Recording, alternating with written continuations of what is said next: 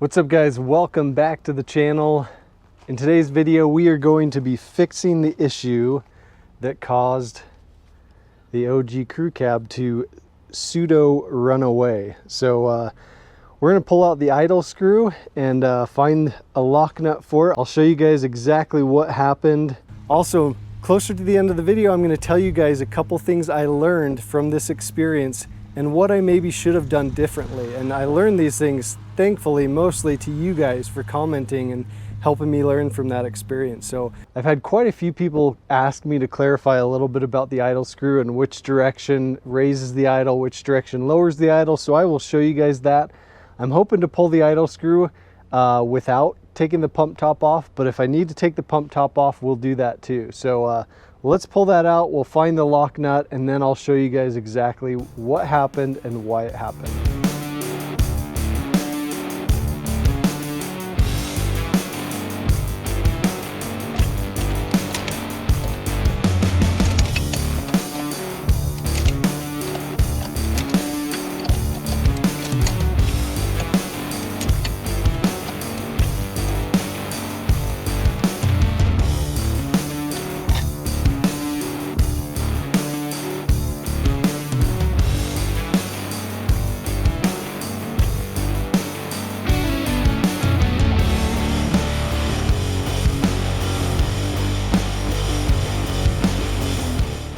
Alright guys, I actually ended up taking the whole pump top off.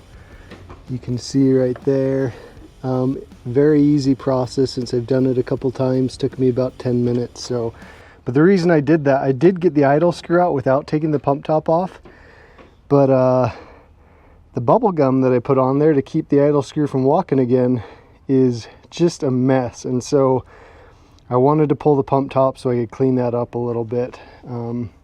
Not that anyone will ever see that, but I figured I might as well just do it. So we have the idle screw right here. So we're gonna run to the hardware store. I'll grab a lock nut, show you exactly what one it is, and then I'll show you how we're gonna put this back in here. All right guys, so we have the all the gum cleaned off. Pretty big mess, but it was hard to take the idle screw out, so I do think that helped to keep it in there, but we got it all cleaned up.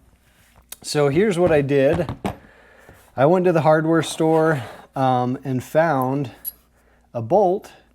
I believe it was M6 by 1.0 by 60 millimeters. And this was per a suggestion of one of my followers. So thank you so much for commenting that in the previous video. That very helpful. So here is the pump top.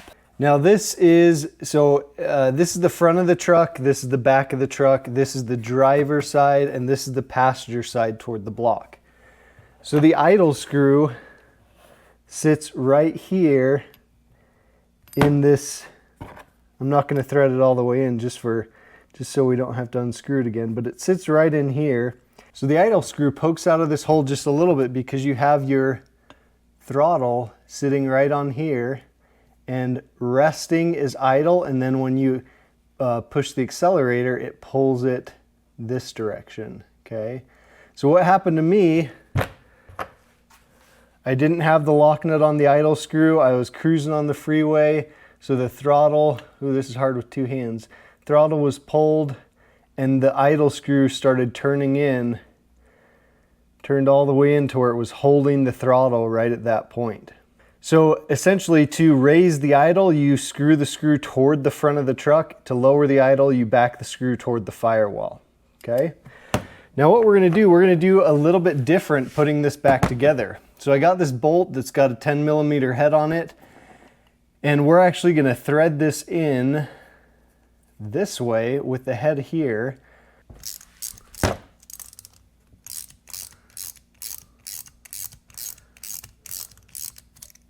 And this is just an experiment we're going to try, but I think it will work. There we go. So we need this sticking out about a 1/4 inch, 3/8 of an inch or so. And we're going to thread this lock nut on there. Not all the way yet, because we're going to have to put it on the truck and adjust it.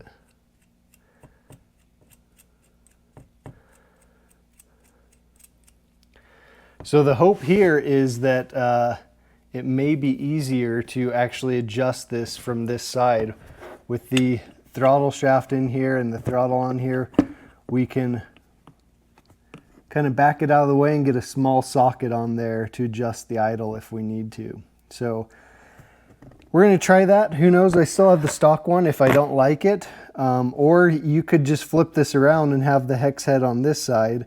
But there's a line that comes in right here that would make it hard to get a socket on that. So that's why I'm putting it on this side.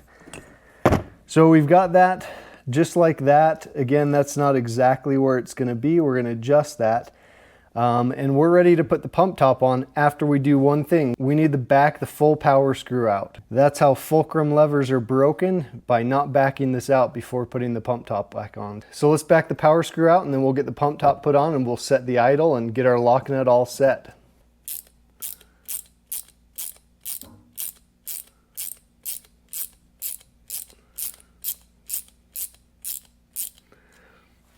So by back the power screw out, I mean we have to back it out so it's not sticking into the inside of the pump at all, okay? Because the fulcrum rests right up against there. Okay, so let's stick this back on. When you get the pump back together, put the power screw in just so it's past the O-ring. Make sure the idle screw's all the way backed out. What you're gonna do, try starting the truck, and most likely it's not gonna start. It's just gonna crank and crank. When that happens, come up, turn the power screw in about a half turn, and keep doing that over and over until you get it to where the truck will start and run, and it'll be a super low idle. It'll kind of be sputtering, but then you can come up here and turn that power screw in little by little to get the idle to come up a little. Now all the time while you're turning the power screw, you should also be testing the throttle, giving it a full throw on the throttle to make sure it doesn't hang, or worse, that it doesn't run away. So I've already done that. I've got mine all set. Now the other thing I want to show you is how to get the lock nut tightened up. So how I tighten the lock nut up is I get a nice long skinny flat blade screwdriver, get it down, set it on the edge of the nut, and just give it a tap, and you'll see it spin, and you can do that 2 or 3 times and that'll lock it in place. And then same thing to undo it, just do it the opposite direction, and that's the way to get it locked in. So there we have that all set up, back ready to go, idle screws in, got a lock nut on it, we shouldn't have issues again. So now let me talk to you guys about a little bit what I've learned from that experience and what I could have tried and maybe what would have worked better. So in the moment, I thought this was a true runaway. What I should have done when that was happening was obviously first try to shut the truck off with the key. Okay, I didn't even try that because I had read so many times that runaways won't shut off with the key. So I didn't even try that.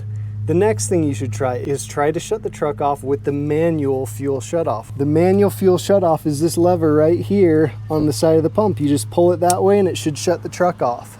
So I even have a manual fuel shutoff cable in my cab, and I didn't even try that because I thought it was a true runaway. But being that it was the idle screw that walked in, it likely would have shut off had I turned the key off or pulled that manual fuel shutoff cable. So I guess I could have tried that, but like I said, in the moment and with the little time I had to think, I just didn't even think of it. But if neither of those work, the one thing you have to do to get it to shut off is have something to cover the turbo. You have to cover it completely flat, block all the air from getting in there, and that will shut the truck off. And that's what I had to do with my laptop. So hopefully you guys learned from that. I learned a lot from it. To tell you the truth, I'm kind of scared to drive this truck right now. And that's just what happens when you have things happen like that. I'll be scared to drive it. I'll drive it a couple times and realize it's totally fine, and then it'll be back to normal. So not a big deal, but that's just what happens. Stuff like that can happen and you just have to be prepared for it. So hopefully you guys enjoyed that video. Hopefully it was helpful. Let me know if there's anything you'd do different, and we will see you guys in the next video.